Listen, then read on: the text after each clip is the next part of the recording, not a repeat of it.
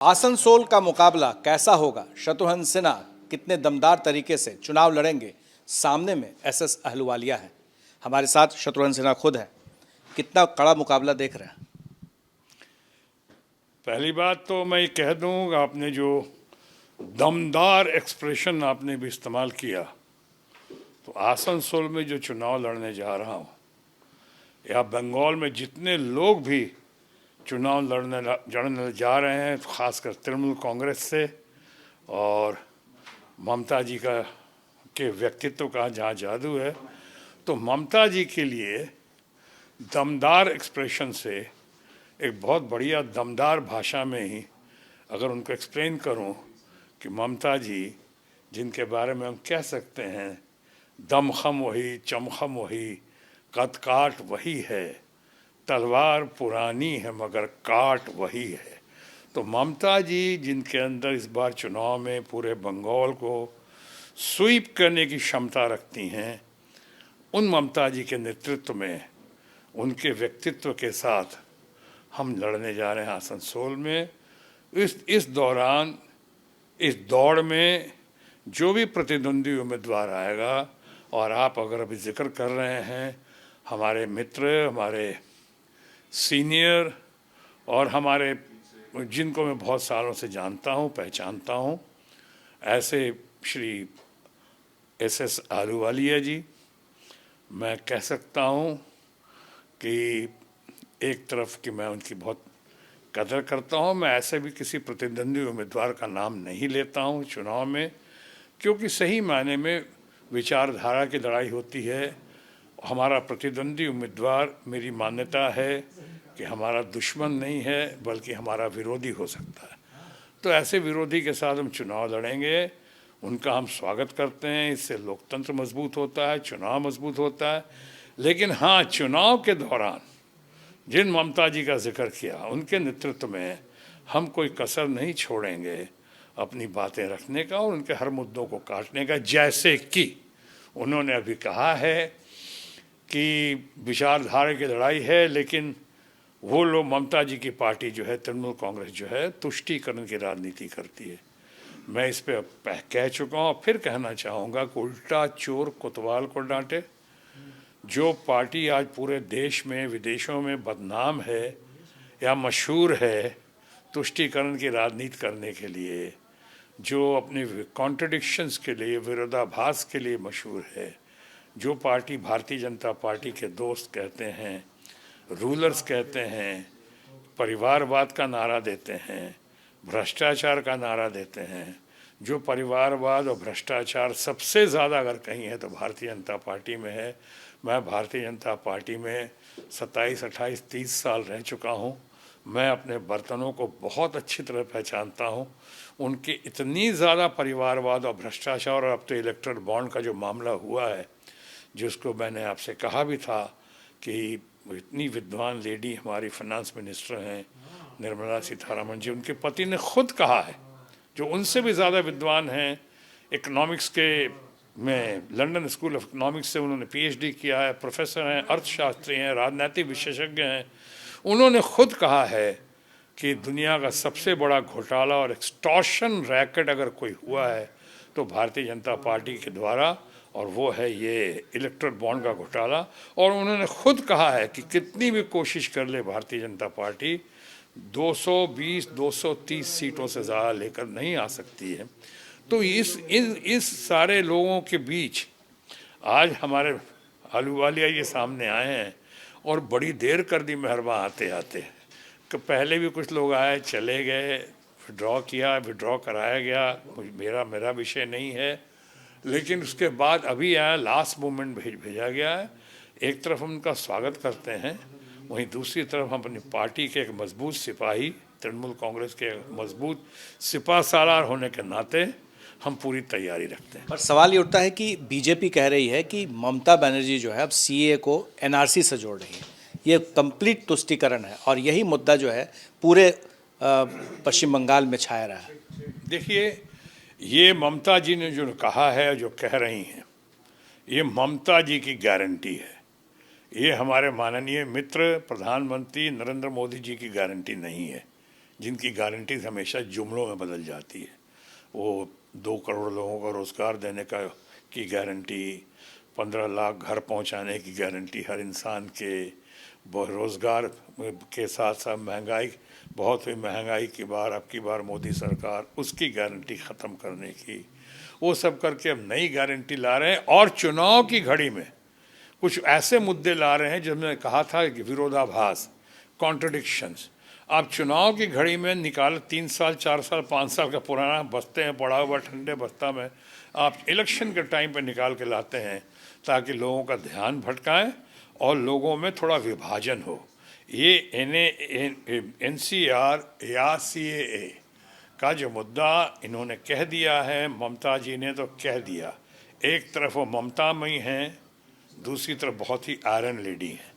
वो जो कहती हैं ममता जी वो करती हैं। क्या इसका नुकसान होगा? कहती हैं। क्या इसका नुकसान होगा? इसका नुकसान भारतीय जनता पार्टी को और NDA को बहुत होगा। आप ये कहा जा रहा है कि कांग्रेस पार्टी जो है वो प्रधानमंत्री नरेंद्र मोदी कह रहे हैं कि जो भी रामलला में गया था और जो लोग जा रहे हैं उससे कांग्रेस पार्टी निकाल दे रही है, तो आपको लग रहा है कि वहाँ नहीं जाने वाले के ऊपर एक ठप्पा लग रहा है कि ये लोग सनातन विरोधी हैं? क्या आपके ऊपर भी इस तरह का ठप्पा लग सकता है? क्या आप रामलला के दर्शन करने जाएंगे अयोध्या? मैं तो दर्शन करके आया हूँ बहुत पहले, मैं तो गया था वहाँ दर्शन करने। देखिए, पहली 1-2 बात बता दूँ, मंदिर से किसी को राम से तो राम को तो कोई नकार ही नहीं सकता है। राम तो हमारी शक्ति है, राम तो हमारी भक्ति है, राम तो हमारी ऊर्जा है, राम तो हमारी आस्था है। राम हम सब के अंदर, कण कण में, रोम रोम में सबके राम बसा हुआ है। राम का कौन विरोध करेगा? कौन है वो जो विरोध करेगा राम का? मंदिर का सवाल है, मंदिर तो छोटा था ही, अब उसको एक बड़ा मंदिर बनाने की कोशिश हो रही है। अभी भी बन गया है लेकिन बहुत कुछ बनना बाकी है। शंकराचार्य लोग इसलिए शायद नहीं गए थे कि मंदिर अभी पूरा बना नहीं है। और भाई कई लोगों का तो मानना है कि मंदिर मानना है, लोकतंत्र है, कोई मान सकता है। लोगों का मानना है कि अभी रामनवमी, जो भी रामनवमी आने वाली है, रामनवमी के दिन सही मायनों में इसका मंदिर का उद्घाटन होना चाहिए था। शंकराचार्य भी ऐसा ही चाहते थे लेकिन नहीं हुआ। अब कई लोगों को लगता है किसी कुछ और कारणों से मंदिर का उद्घाटन पहले किया गया, आनंद फानन में जैसे हुआ। बहरहाल मैं उस पर ज़्यादा नहीं बोलूँगा, इसलिए कि सब देश का सबसे पहला रामायणवासी तो आपके सामने बैठा हुआ आपसे साक्षात्कार कर रहा है।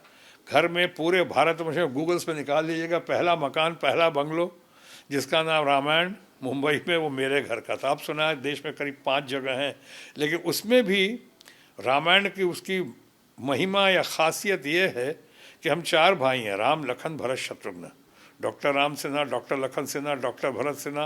अब मैं तो खैर कंपाउंडर बनने के लायक नहीं था, इसलिए शत्रुघ्न के आगे डॉक्टर नहीं लग सका। ये बात अलग है कि एक दिन मैं देश का हेल्थ मिनिस्टर बन गया। तो चलो, ये लोकतंत्र में होता है, कभी कभी कोई किसी काबिल नहीं होता, वो मिनिस्टर बन जाता है, हेल्थ मिनिस्टर बन जाता है। मैं भी शायद वैसे ही बन गया। लेकिन ये मेरे बच्चे सोनाक्षी सिन्हा को सब जानते हैं, हमारे 2 जुड़वा बेटे हैं, लव और कुश हैं। वो भी मीडिया का ही नाम रखा हुआ है।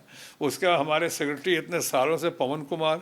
तो सही मायनों में रामायणवासी तो हम हैं, हम तो बहुत कदर करते हैं। हमारे तो इष्ट देवता, कुल देवता रामलला जी हैं हमारे घर में, बाद नहीं बचपन से, सदियों से यानी कह सकता हूँ। लेकिन इसका विरोध क्यों हो रहा है? क्यों ऐसा कहा जा रहा है? नैरेटिव है कि कांग्रेस पार्टी जो है वो इसके विरोध में है, सनातन के विरोध में है। अब स्टालिन बोल देते हैं, उनके बच्चे बोल देते हैं, तो ये ऐसा लगता है जैसे आप लोग पूरी तरह से हिंदुत्व और सनातनी विरोधी हैं। नहीं, ऐसा लगता नहीं। ये प्रचार मंत्री हमारे जो हैं, प्रचार मंत्री प्रधानमंत्री ही हैं, तो वो जो प्रचार मंत्री हमारे प्रधानमंत्री भी हैं, और वो ये लोग इस तरह की बातें क्यों इस समय फैलाने की कोशिश कर रहे हैं। बहुत सारे जो मीडिया के लोग हैं, हमारे मीडिया के दोस्त हैं, जिन्हें कुछ लोगों को गोदी मीडिया भी कहा जाता है, पर आज तो बहुत सारे मीडिया को मोदी मीडिया कहा जा रहा है। इन लोगों का एक प्रचार का एक डेस्परेट तंत्र इस्तेमाल कर रहे हैं लोग। आप बताइए, और कुछ कहने को नहीं है, कुछ भी कहने को नहीं है कि साहब आप महंगाई पे बात नहीं करेंगे, आप हमारी पहलवान बेटियों को, ओलंपियंस को जिस तरह से आप उनको जुल्म करते हैं, सितम करते हैं, उन पर कुछ नहीं कहेंगे। मणिपुर पे आप कुछ नहीं कहेंगे, कठुआ पे कुछ नहीं कहेंगे, आप हाथरस पे कुछ नहीं कहेंगे, सिर्फ संदेश खाली पे कहेंगे आप, राइट और रॉन्ग आपके दृष्टिकोण से। आप एकदम इतना, आप दुनिया में सबसे ज़्यादा युवा, आपको तो ज़्यादा पता होगा, दुनिया में सबसे ज़्यादा युवा जो है भारतवर्ष में है, उनमें से 83-84% युवा बेरोजगार हैं, उन पर कुछ नहीं कहेंगे। करीब 45% हमारे ग्रेजुएट्स जो हैं बेरोजगार हैं, उन पर कुछ नहीं कहेंगे। कोई समस्या का समाधान नहीं देंगे, कोई अपना गारंटी पूरा नहीं करेंगे। पहले की सब गारंटी को जुमला में बदल के अब नए जुमले, नई गारंटी आप दे रहे हैं।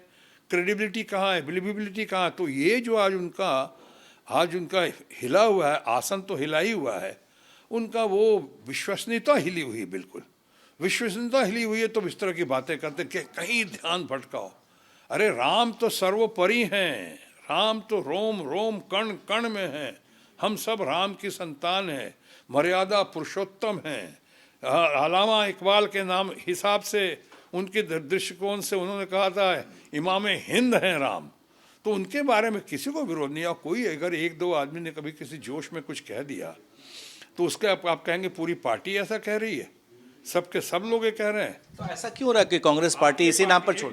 आपकी पार्टी में भी तो बहुत सारे लोगों ने क्या क्या नहीं कहा आपके बारे में। अभी आपके यूपी के कुछ मिनिस्टर्स ने और लोगों ने क्या क्या नहीं कहा, भारतीय जनता पार्टी और एनडीए के सहयोगियों ने क्या क्या नहीं कहा। वो सूट नहीं करता आपको। अब कहीं कह दिया, कौन राम? मैं नहीं समझता कोई भी राम विरोधी है, सब राम भक्त हैं यहाँ पे देश। कांग्रेस पार्टी से इतने लोग बड़ी संख्या में क्यों जा रहे हैं, बीजेपी ज्वाइन कर रहे हैं? वो तो आप जानते हैं भाई, वो आप जानते हैं, सब कोई मानते हैं कि सरकारी एजेंसीज का जैसा दुरुपयोग हो रहा है। घर वाले, फैमिली वाले कहते हैं क्या कर रहे हो तुम, जेल चले जाओगे, तुम जेल में रहोगे, हम लोग का क्या होगा। ये है कोई पैसा बचाने के लिए, कोई पैसा पाने के लिए, कोई पैसे किसी के खो न जाए इसके डर से। तो ये बहुत सारे कारण हैं, आप तो देख रहे हैं। अभी हम नहीं कह रहे हैं, अभी मामला कोर्ट में है, लेकिन देश का इतना इम्पोर्टेंट, पावरफुल, इतना लोकप्रिय, इतना लवेबल हीरो और केजरीवाल आज वो कह रहा है तो हल्ला कर रहे हैं कि तो जेल से नहीं चलाने देंगे उसको। क्यों नहीं चलाने दोगे भाई? जब कोर्ट मना नहीं कर रहा, संविधान मना नहीं कर रहा, तुम कौन होते हो कहने वाले कि हम नहीं चलने देंगे कोर्ट ये जेल से? क्या दिल्ली की किसी जनता ने ज़रा से भी आवाज़ उठाई है? मर्मरिंग हुई है कुछ? किसी ने नुक्ताची लेकर सामने आया कोई कि भाई इनको जेल से नहीं भरे कर रहे? जो आप लाभार्थी हो, आपका ख्याल रखा जा रहा है जो गार्डियन की तरह, सारे वोटर्स का, सारे सपोर्टर्स का, सारे वेलविशर्स का, सारी ऑडियंस का, उन लोग को इतना ख्याल रखा जा रहा है तो वो जेल से जाए जहाँ से है, उनको रिजल्ट से मतलब है, अच्छा कर। तो कई चीज़ें जो हैं बहकाई जा रही, फैलाई जा रही हैं, कई चीज़ें मुझे दिखता है। और इसका असर ज़्यादा होगा ना, चुनाव की घड़ी आ गई, पब्लिक सब कुछ समझ रही है। अब तो सब कुछ सामने है, लगभग सीटें तय हो गई हैं, उम्मीदवार भी आ गए हैं। तो क्या आपको लगता है कि अब इंडिया गठबंधन को अपना पीएम का उम्मीदवार घोषित कर देना चाहिए? क्या लगता है कि ममता बनर्जी का नाम सामने आना चाहिए? ममता बनर्जी तो गेम चेंजर हैं ही, बहुत ही एबल हैं, रेस्पेक्टेबल हैं, केपेबल हैं, ऑनरेबल हैं, ट्राई टेस्टेड और सक्सेसफुल हैं। 3 बार वो चीफ मिनिस्टर रह चुकी हैं। हमेशा जब तक चाहेंगी पब्लिक और जब तक वहाँ की जनता चाहेगी, उनके अंदर संभावना है उनको उसी टॉप शीर्षस्थ पद पे उनको रखने की, क्योंकि ममता मई भी हैं, उतनी लेडी जो है, लेडी ऑफ सब्सटेंस हैं ममता बनर्जी, लेकिन साथ ही साथ आयरन लेडी हैं। उनको सबको ले चलने की अनुशासन के साथ, उनके लिए जो कमिटमेंट है जनता की, सीइंग इज़ बिलीविंग है, देखना चाहिए। हम लोग दूर बैठ के बात करते हैं, लेकिन साथ ही साथ क्या प्राइम मिनिस्टर बनेंगी वो, उस पर मैं तो नहीं कह सकता हूँ। ये तो इंडिया ब्लॉक के लोगों को करना चाहिए, वही लोग करेंगे। आई एम श्योर बहुत सारे कैपेबल लोग हैं। आप लोग कहते हैं राहुल गांधी हैं, केजरीवाल हैं, खड़गे साहब हैं, अखिलेश भी हो, बहुत सारे लोग हैं, सब कैपेबल हैं। ममता बनर्जी तो हैं ही, अव्वल नंबर पे आती हैं। लेकिन बनेंगी प्रधानमंत्री या नहीं, ये तो वो लोग डिसाइड करेंगे। और कोई ऐसी जल्दबाजी नहीं है। आपने कहा कि अब क्यों अनाउंस करना चाहिए? अभी जो 400 पार का नारा दे रहे हैं, ये हमें इसका नतीजा कहीं 2004 वाला ना हो जाए। 2004 में हम भी मंत्री पद पे थे, हम भी थे उस वक्त, कैबिनेट में भी थे, और हम वहाँ पे अटल जी के साथ, हम लोग फादर फिगर अटल बिहारी वाजपेयी के साथ हम लोग थे वहाँ पे, उनकी सेना बनकर। वहाँ पे कितना लोगों ने बहका दिया, भड़का दिया हम लोगों को। 7 महीने पहले चुनाव कर अति विश्वास में या अति उत्साह में, और उस समय क्या हुआ, हम लोग 7 महीने पहले चुनाव किया, हमने को फील गुड फैक्टर लेकर आ गए। हम आ गए क्या, इंडिया शाइनिंग। और क्या हुआ, परखच्चे उड़ गए हमारे। जब रिजल्ट आया तो 2004 में, तो वो चेहरा जिसका उस वक्त किसी ने नहीं सोचा था, मनमोहन सिंह जैसा विद्वान चेहरा सामने आया। तो आपको लग रहा है कि इस बार वो चेहरा ममता बनर्जी हो सकती है? इस बार जो भी चेहरा होगा बहुत अच्छा चेहरा होगा, देश की जनता के लिए और बंगाल की जनता के लिए बहुत ही सुंदर चेहरा होगा। आखिर आपको आसनसोल से टिकट कैसे मिला था, इस बात का खुलासा करेंगे कि आप कहाँ थे उस वक्त? क्योंकि आप कांग्रेस पार्टी से आप चुनाव लड़ चुके थे और कांग्रेस पार्टी में थे, तो अचानक तृणमूल कांग्रेस बिहार से बंगाल जाने का कैसे, टिकट का वो क्या था? देखो, बिहारी बाबू हूँ कि बंगाली बाबू हूँ, अब सही मायने में तो हिंदुस्तानी बाबू हूँ। आप सबको इस बात की बहुत खुशी होनी चाहिए, प्रसन्नता होनी चाहिए कि आपके अपने परिवार का, आपके अपने घर का आदमी जो बिहार में रिकॉर्ड मतों से जीतता रहा, उपचुनाव में बंगाल में पहली बार कदम रखा, वहाँ पे आसनसोल में पहली बार जीवन में कदम रखा आसनसोल में, और 15 दिनों के अंदर में वहाँ पे, जैसा मैंने शुरू में कहा, ममता जी के नेतृत्व में या उनके व्यक्तित्व का साथ लेकर हम रिकॉर्ड मतों से यहाँ विजयी हुए, वहाँ की जनता जनार्दन के आशीर्वाद से। तो ये तो आप लोगों के लिए फ़ख्र होना चाहिए कि ऐसा, ये कई लोगों को दिखता है नेक्स्ट टू इम्पॉसिबल। जो लोग हमारे बाहरी का टैग लगाते थे कि बिहारी बाबू नहीं, बाहरी बाबू हैं शुरू में, उनसे मैं पूछता था फिर हमारे माननीय प्रधानमंत्री वाराणसी से चुनाव लड़ते हैं, वो गुजरात। टिकट कैसे मिला था आपको? कुछ नहीं, मुझे नहीं पता था। मुझे तो, मैं दिल्ली में था उस दिन, वहाँ पे अचानक मुझको यशवंत भाई का फ़ोन आया, यशवंत सिन्हा जी का भैया का फ़ोन आया कि अरे फ़ोन क्यों नहीं उठा रहा तुमको, दीदी फ़ोन कर रही, दीदी फ़ोन कर रही। मैं समझा दीदी फ़ोन कर रही, दीदी तो कहाँ? अच्छा, मैंने कहा दीदी तो मेरी गुजर गई, रही है नहीं दीदी, दीदी तो दिल्ली में थी। तो दीदी फ़ोन, हम कहा कहाँ दीदी फ़ोन कर रही? तो बोला मैं, तुम उठाओ फ़ोन। हम कहा फ़ोन क्यों नहीं उठा रहे?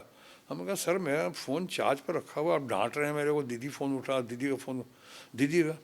तब तक जाके उनको इमीडिएटली प्रॉपर रिस्पॉन्स, उन्होंने ट्वीट किया है और आपके बारे में ट्वीट कर दिया है कि शत्रुघ्न सिन्हा जो हैं फॉर्मर कैबिनेट मिनिस्टर, और वो हमारे कैंडिडेट होंगे, टीएमसी के हम लोग की एक इच्छा है और उनका हम लोग वेलकम कर रहे हैं, समथिंग लाइक दैट।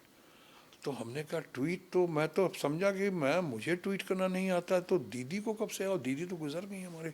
समझा, हम कहाँ सोचेंगे आउट ऑफ ब्लू, पहली बार बता रहा हूँ किस्सा आपको। उसके बाद उन्होंने कहा जाओ देखो। अब मैं कहाँ ट्वीट, मैं अपना ट्वीट जो कई बार नहीं देख पाता हूँ, वहाँ मैं ये दिखाओ, लाओ ये करके। तब तक नॉक हुआ कि साहब, हमने कहा अच्छा, मैं योगा कर रहा था उसको, हमने कहा अच्छा बाहर जाता हूँ, बात करता हूँ। मैं जब तक आया तो उन्होंने कहा कि मेरा संतोष ने, कुट्टी तो संडे था उस दिन, याद है शायद 12 या 13 मार्च था। उन्होंने कहा कि मैडम का फ़ोन आया, मैडम। अब घबराया, वो कह रहा मैडम का फ़ोन आया। अरे हम कहा अभी तो मैडम से 5 मिनट पहले बात हुई है यार, मैं बॉम्बे का, मुंबई में मैडम समझ रहा हूँ, घर में वाइफ के बारे में। मैडम का फ़ोन आया। हमने कहा नहाने गया मैं, फिर उसका बेडरूम नॉक कर रहा हूँ, वो बेडरूम नॉक कर रहा है, इतनी हिम्मत, ये बेडरूम नॉक कर रहा है मेरे अपार्टमेंट में। तो हमने कहा यार क्या हुआ? तो कहते मैडम लाइन पे। हम कहा बोलो ना, रुकें, आता हूँ 5 याद नहीं तो बोलो, हम 5 मिनट बाद फ़ोन करते हैं। मैंने आके ब्रश करके कहा देखा मैडम थी लाइन पे, वो बाप रे। अब उन्होंने कहा कि देखा अपना नाम हमारा अनाउंस कर दीजिए, अपनी जामिन ওইখানে কলকাতা আসানসোল আপনার হয়ে গেছে, সব ফিক্স হয়ে গেছে। আমি আসানসোল যাব? कहते হ্যাঁ আপনি যান ওইখানে, চিন্তা করবেন না, আপনি নিশ্চয়ই জিতবেন। আর ওখানে মলেবাবু আছে, ও আর নরেনবাবু আছে, সব ভাই আপনার জন্য ওয়েট করছে এখানে। আপনার না না বলবেন না, আপনি নিশ্চয়ই যান আর নিশ্চয়ই জিতবেন, आप अवश्य जीतेंगे आप, और जाइए। तो मैं तो समाम का अच्छा ठहरी, मैं अपने लीडर से देखा कौन लीडर, मेरा वाइफ से पूछता हूँ। फिर बोला ना ना अपनी हमारा नाम हमारा अनाउंस कर दीजिए अपना नामटा। हमको अच्छा कर दिया है। तो हम कहा ठीक है दीदी, your wish is my command. मैं भागा वहाँ से और भाग के सीधे उसी दिन शायद आ गया, मैं मुंबई आ गया। वाइफ से कहा ये हुआ, मुझे पता भी नहीं, तब तक मैंने कहीं वो भी नहीं किया था जो प्रक्रिया होती है उसका। आया तो कहा कब आप करोगे वहाँ पे? फिर इनका फ़ोन आया, अरे मैं वुमेन ऑफ सब्सटेंस है ममता जी, क्या कमिटमेंट है उनके अंदर, करना था तो करना था। और आके एकदम, कई लोगों ने शायद मना भी कहोगे, लेकिन कई लोगों को खुशी की लहर दौड़ गई कि हमारे वहाँ। उन्होंने कहा कि जाइए आप चुनाव लड़िए वहाँ से। आपको बांग्ला आता है? हाँ था, मुझे नहीं पता था कि मैं पटना का सीखा हुआ बचपन में अपने दोस्तों से सीख गया था। वो हिंदी हम सीख गया, मैं उनसे बहुत हद तक बंगाली सीख गया। इतना बढ़िया है, मतलब फ्लुएंट। एक लर्निंग कैपेसिटी है थोड़े मेरे अंदर, तो ये तो नहीं कहूँगा कि बहुत फ्लुएंट बोलता हूँ, यानी जैसे आम बंगाली बोलते हैं, लेकिन हाँ, जो नॉन बंगाली जितनी अच्छी से अच्छी भाषा बोलते हैं उनसे अच्छा बोलते इसका फ़ायदा आपको होता है आसनसोल में? हैं। हाँ, पटना का सीखा हुआ उसका फ़ायदा आसनसोल बंगाल में, लेकिन मैं बंगाली फिल्में भी की हैं। मेरी ज़िंदगी के लर्निंग एक्सपीरियंस, सबसे ज़्यादा लर्निंग एक्सपीरियंस रहा बंगाली फिल्म में ही। अंतर्राष्ट्रीय ख्याति प्राप्त फिल्म थी, गौतम घोष ने डायरेक्ट किया था, अंतर्जुली यात्रा, जिसका हिंदी वर्जन था महायात्रा। तो उसमें हमने जो काम किया था तो वो तो बहुत अवार्ड वगैरह ली वो फिल्म। उसके बाद दूसरा था वो शक्ति सामंता का मस्तान था, फिर एक वहाँ बहुत बड़ा एक्टर था, स्टार था, मनी इतना जवान फिल्म थी उसकी, शमित भांजा, उसकी फिल्म। तो मैं बंगाली फिल्में बहुत करता रहा हूँ और अच्छा रहा है वहाँ पे एटमॉस्फेयर। तो एक कांटेक्ट में, 1-to-1 में थोड़ी सहूलियत हुई, थोड़ी बेहतरी हुई, अच्छा हुआ ये करके। और लोग हमारा, मैंने क्या दिल जीता लोगों का, लोगों ने हमारा ऐसा दिल जीत लिया है कि आज तो मैं कहता हूँ कि एक घर मेरा पटना में है, एक घर मेरा मुंबई में है, तो एक घर मेरा आसनसोल में भी है।